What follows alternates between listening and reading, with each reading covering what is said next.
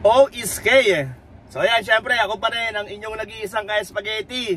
Ayan, kamusta kayo? Okay, and for today's vlog, syempre mag-update tayo ng mga unit ngayon dito pa rin sa Lilibet Street, dito sa warehouse namin. Ayan, kasi yung partner ko nagbaba ng price.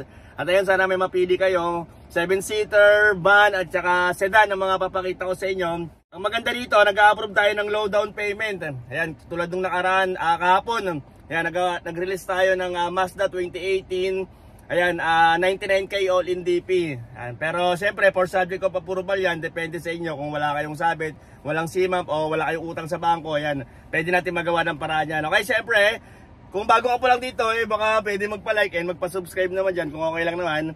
At kung sa Facebook ka naman nanonood, pa-follow na rin, pa-like at paki-share na rin sa ibang ka-spaghetti natin na naghanap ng unit. Okay? Sana may mapili kayo rito. At ang address nito, syempre, number 10, Lilibet Street, Barangay Bungad, Project 7, Quezon City. Ayan, tawag kayo sa akin kung pupunta kayo kasi wala nagbabantay dito. Bali ito, warehouse lang kasi ito. Okay, so start na tayo syempre. Sana may magustuhan kayo. Let's go! Okay, so ayun, syempre, start na tayo. At ayun, sa mga gusto pala magpagawa ng German leather seat cover para sa inyong mga sasakyan, ayan, mag-follow at mag-like din kayo sa Facebook page na yan. Okay, dyan na lang kayo mag-chat, magtanong para sa mga inquiries nyo, sa mga design at saka price. Okay, so start na muna ako dito kasi medyo puno dito sa warehouse namin, nasa kabila nilagay. Itong 2018, ayan, Suzuki Ertiga 1.4. Ayan, automatic transmission, gas engine, 40k plus mileage. Ito, sobrang fresh din ng unit nito, first own. Ayan, with CASA record and ayan, CASA maintain, nakarehistro at naka-comprehensive insurance ba yan hanggang next year. Ayan, ang asking nito ay 575,000 yan, 575,000 na lang siya ngayon. At ayun, pwede rito low down payment. Try natin kung magkano yung kaya nyo. Pero syempre may chattel mortgage sa insurance pa kayo nababayaran. Okay, so ayan, 2018 Suzuki Ertiga 1.4 automatic transmission, gas engine. Ayan, 7-seater, kulay red, fresh unit. Ayan, nakarehistro with comprehensive insurance hanggang next year. Ayan, naka-Amaron battery, bago rin to, 5 years warranty. At ayun, 575,000 ang kanyang asking. Okay, so punta na tayo sa mga unit syempre.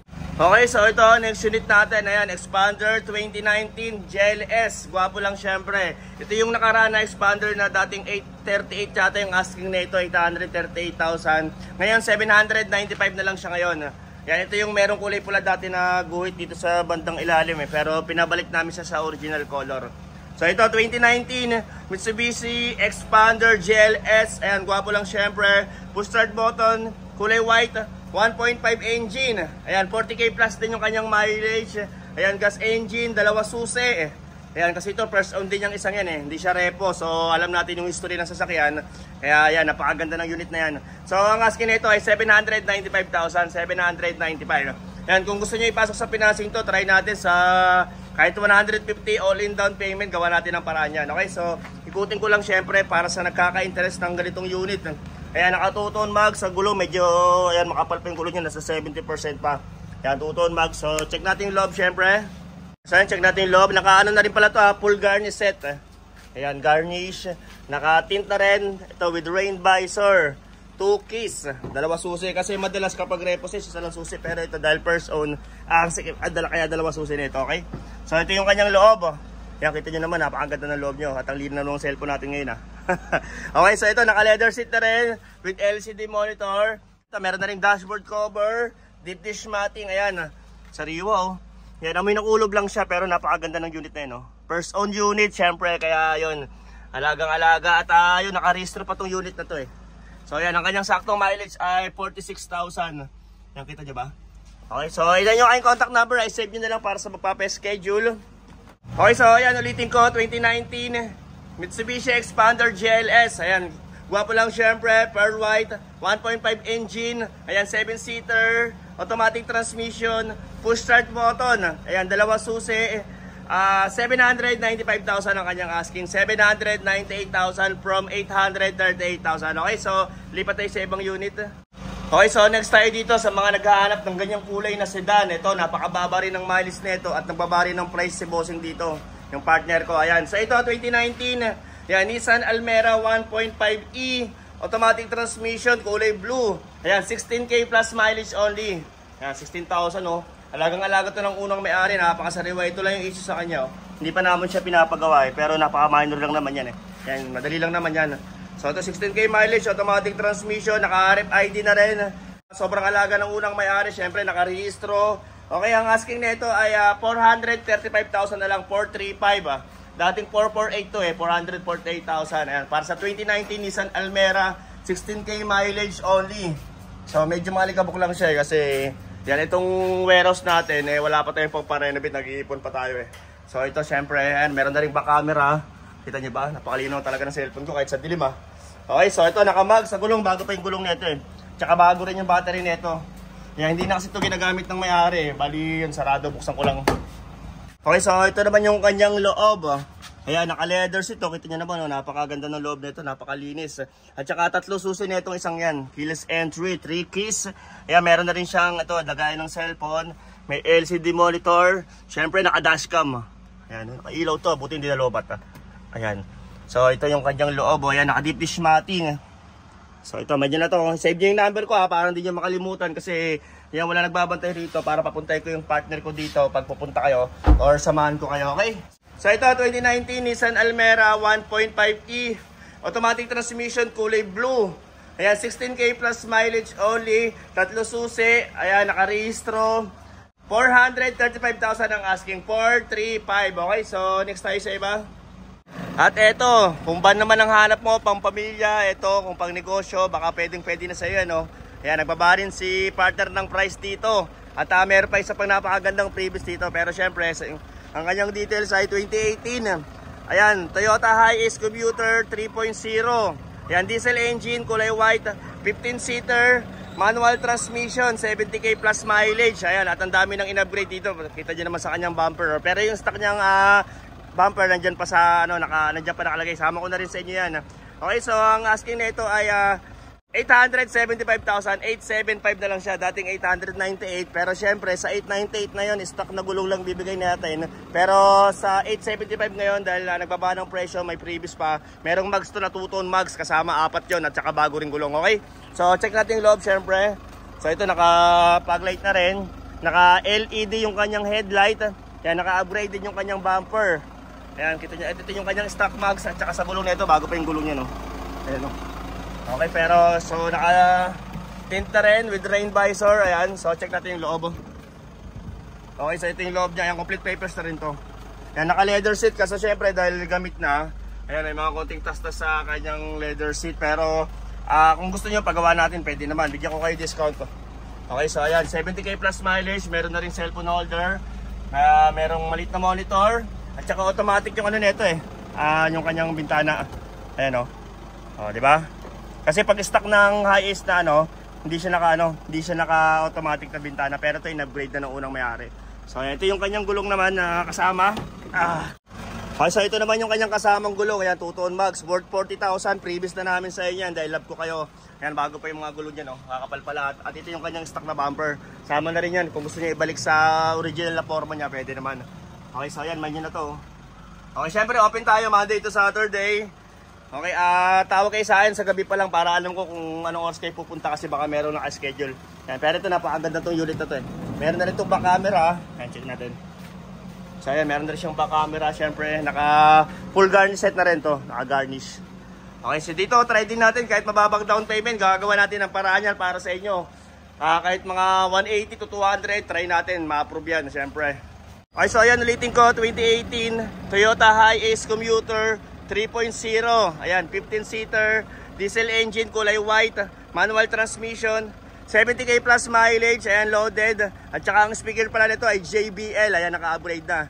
So ang kanyang asking ay 875,000. 875. May previous pa kayong 4 na mags na 2-tone for 40,000. Okay, so next tayo sa iba. Okay, so next tayo dito sa sa isa pang expander. Ayan, meron pa kami isa pang expander dito. Nagbaba na rin tayo ng presyo at saka mura to. Kung napanood yung mga nakaraang vlog ko, nasa 878 pang asking nito sa kabila. Pero dito syempre dahil mahal ko kayo, ayan, 815 lang to. 815, 815 top of the line ng GLS. Top of the line ng expander GLS Sport. Okay, so ito 2019 Mitsubishi Expander 1.5 GLS Sport. Ayan, 7-seater, kulay black. gas engine. Ayan, first own din yung isang yan. Siyempre, dalawa susi with full garnish set na rin. Ayan, ang asking na ito ay 815 na lang. 815 from 848. Yan, 850 na lang, 815. Okay, so medyo papaso na rin tong isang yan. Pero sige, try natin. Libre na natin rehistro yan. Okay, so check natin yung loob, siyempre. So ito yan, meron siyang body kit. Ganyan yung mga top of the line. Tsaka push start button na rin yan. So ito, nakatuton bag sa gulong. Makapal pa yung kanyang gulong. Okay, so ganun din, naka-tint. Naka-rain visor. Ito yung kanyang garnish. So, ay, sarado. Buksan ko lang. So, ito yung kanyang loob. Kita nyo naman, oh. Medyo maalikabok lang siya sa bandang labas. Pero sa loob niya, napakaganda ng kanyang loob, oh. Yan, sariwang dashboard with LCD monitor. 50k plus mileage. Ayan, naka-leather seat. Yan, kita nyo naman, oh. First own. Kasi ngayon, di na kami kumukuha ngayon ng repo. Dahil mas maganda yung first own. Kahit medyo mas mataas yung punan. At least, alam natin yung history ng sasakyan, ayan, 54k mileage, dalawa susi. Oh, meron na rin lagayan dito ng kung anong gusto nyong ilagay dyan. Siyempre, automatic transmission, gas engine, 7-seater. Ayan. Okay, so ayan, ulitin ko. 2019 Mitsubishi Expander 1.5 GLS Sport. Ayan, yung white kasi kanina GLS lang yun eh. Wala siyang body kit pero same lang sila, 1.5 din. So ito, GLS Sport, 7-seater, top of the line. Kulay black. Automatic transmission, ayan, 50k plus mileage, at saka ito, bagong change oil din yung isang yan. Ayan, with garnish, 2 susi, ayan, with warranty booklet and manual. Okay, ang asking na ito ay 815 na lang, 815, 815 from 848,000. Okay, so ayan, may nyo na to. Okay, so next tayo dito sa isang Vios na yan, ayan, bilhin nyo na yan, no? So ito, 2019 Toyota Vios E. Yan, automatic transmission, kulay red, gas engine, dual BBTI. Yan, 50k plus mileage, iba rin siya, E. Hindi siya yung XLE, hindi siya XE, kundi E. Yan, mas mataas sa mga yon. Okay, ang asking na ito ay 498,498 at saka bagong rehistro din yung unit na yan kasi kami, yan, pinaparehistro namin yung unit para kung sakaling bibili nyo, pwede nyo nang gamitin. Pero kung hindi pa nakarehistro, pwede naman natin pag-usapan yan. Isang araw lang naman yun eh. Okay, so syempre ikutin ko lang at pakita ko yung loob kung ito ay bukas. So medyo malikabok lang siya. Meron na rin tint with naka-rain visor. Naka-garnish set na rin na chrome. So ayan, sa naka-mag syempre. Ayan. At saka automatic yung likod na ito eh. So ito medyo ano lang siya eh. Medyo hindi siya ganun kalinis dito sa loob kasi hindi pa namin na-detail to eh. So ito yung kanyang loob, oh. Naka-LCD monitor na rin. Ayan, may kulob, oh. Ayan, pero dilinisin natin yan pag gusto nyo to, okay? Okay, so ayan, ulitin ko, 2019 Toyota Vios E 1.3. Ayan, automatic transmission, dual BBTI, kulay red. Ayan, gas engine. 498,000 na lang siya, 498. Dating vlog ko na ito, kung napanood nyo, 500 plus yan. Pero syempre, para everybody happy, yan, 498 na lang para sa inyo. Okay, so siguro hanggang dito na lang muna. Abang-abang na lang tayo para sa ibang unit na hinihintay nyo. Balik na muna tayo sa akin. So, yun, that's all for now na lang muna. Ano lang, ilang unit pa to? 6 na unit lang muna kasi ayan, puro pa kami ngayon. Hindi pa kami makakuha ng ibang unit. Pero yun, sana may magustuhan kayo. Sana nalibang kayo sa mga pinakita ko ngayon. Siyempre, maraming salamat sa mga nanonood at nag-subscribe. Sa mga bumili ng kotse, thank you sa inyo. At muli, siyempre, Sir Bogs nga pala, ang pinakagwapong bugaw ng mga Repossessed Cars. Thank you very much for watching.